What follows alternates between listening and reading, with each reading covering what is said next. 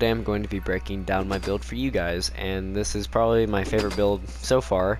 The warrior class is probably going to be the biggest DPS build there is out of all the classes. Now, is it bad that it is, or is it just my favorite? No, I actually have proof that this build is just specifically targeted by the devs. Or maybe they just did it because they see this game as classes, quote unquote. I don't know. I mean, there is sort of other ways to make other classes good, but I'm going to make videos on it anyway and give my proof and evidence as to why the other classes aren't as good and they need a buff. Now, would I say that the warrior class needs a nerf? Not necessarily. It's not like I can one-shot anything, but I can take out a low-level boss in seconds, or matter of fact, one go. Like, you know how like you knock a monster down or the boss down and you have a certain time limit to do as much damage as possible before it gets back up? Yeah, I can knock it down once and then kill it. That's how easy it is. But if it was like a light mode or hard mode boss, then no, I would not be able to do that because there's not weapons. Like, for example, there isn't a dark version of this, so it's just terrible. And the reason why I am using this weapon is because this attacks quicker than this, if that makes sense. You know, swords are like, I'll just show you. That's pretty fast. Let's also take a look at the stats. 20% multi-strike chance and a additional strike chance with it. So you're hitting the enemy twice just with one hit, and then you have a 20% multi-strike chance. Yeah, that's a lot of hits versus this. Yeah, you're only getting in one hit. And another thing that makes this worse is, let's go ahead and take a look at this. No multi-strike chance, no additional strike chance. You're doing 202 for a sword and 190 for a gauntlet. Yeah.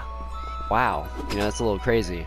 Anyways, we're going to go ahead and dump that back into our inventory. Now, for the greater poison rain, it only uses mana. You know, this is an easy use item, so it does a lot of damage for 8 seconds. And since your warrior is always going to be always up on someone, trying to literally murder them on the spot, go ahead and make this.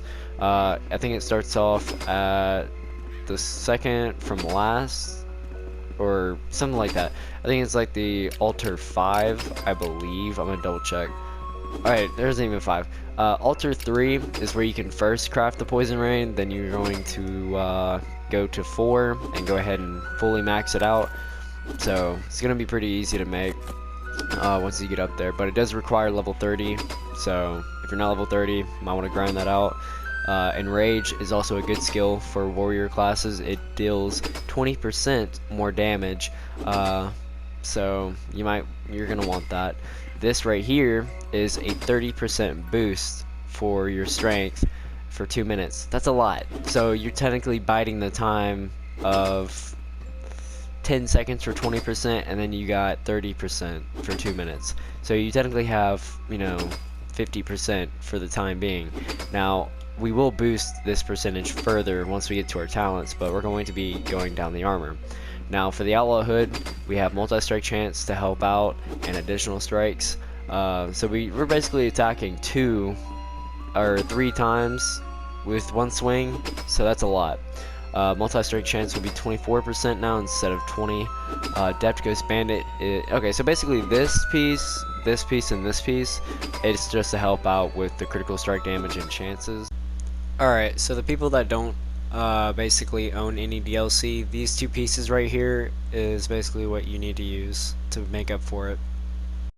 Now, Outlaw Gloves, it gives you more melee damage, and most armor does not do this, where it basically gives you the stuff that you need, like melee or dexterity or intelligence. No, you mainly see that on like rings and stuff. This is what makes me think the devs just love warrior classes so much. You know, if the ranger had gloves that gave, range or dexterity plus 90, that would be a quote-unquote broken or something. But no, there's no gloves like that. There's no chest piece, head, whatever. So this is why I like the warrior so far, is because it's overpowered. Would I say it needs a nerf? Not necessarily, though. For the Greaves of Retribution and Adept Ghost Bandit, and I really think that's it. Yeah, so the Greaves and the Adept can be crafted. Outlaw Hood and Outlaw Gloves, I think it's RNG from a chest, I don't know which map though. Cloak of the Eternal Watcher, this is from the Hollow King, and this is from the Light King. So that pretty much explains the armor. And if you need help with this, or if you need to find it somehow, look it up online. Just be like Outlaw Gloves or Outlaw Armor, Portal Knights, where can I find it? Something. I'm pretty sure someone's already explained it. So this is the part where we're going to talk about talents. For talents, we are using a gauntlet. Now, I've already tried to see if there's a difference in axe or hammer, or since it's technically a gauntlet, it would be blunt force, so it'd be a hammer. Yeah, no. It really does not matter what you choose up here, but I leave it on sword expert if I ever do fight a different, difficulty boss. Like, for example, I'm fighting the Electro Worm, I'm going to use the grass sword that I have. You get the point. So we have Commander. Now, you need friends for this skill. I'm going to be honest with you, but if you're going to be playing alone, I recommend Eye for an Eye, because upon receiving damage, there's a 30% chance to increase the damage of your next attack by 30%. Last Stand, when damage brings you down to low health your armor is increased drastically for 10 seconds, may only occur every 90 seconds. Determination increases your armor by 5% for every enemy in range. Now, you could go for aggression, which, since it's probably smart if we do that, it reduces warrior shout cooldowns by 25%. Now, chain attacks, after dealing damage 3 times in a row, your next attack deals 50% more damage, and since we technically have 3 additional strikes, this will always be procced. So for empowered lung, now this is how we have 100% melee damage boost or increase, is because this boosts the effectiveness of warrior shouts by 50%. Now, previously our shout only did 20, so that's 70, and the potion that we have, the strength potion, that's 30%, so that's 100% melee damage. Now, combo swing adds a 10% multi-strike chance to deal damage twice.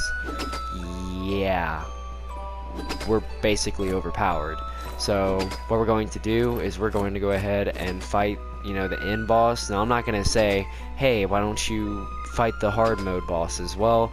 I'm trying to make this video as fast as possible, and I have the elemental advantage, I have all these items ready and all that, and I'm not like what I used to be when I first started playing this game, or it's kind of like I just first started playing this game.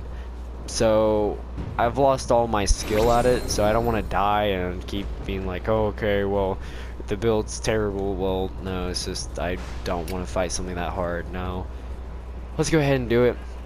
Now, what would I do for the items? Honestly, you can just save it. I wouldn't even bother, hitting him or using the stuff for the items until he gets closer to us. Oh wow, that was just one hit.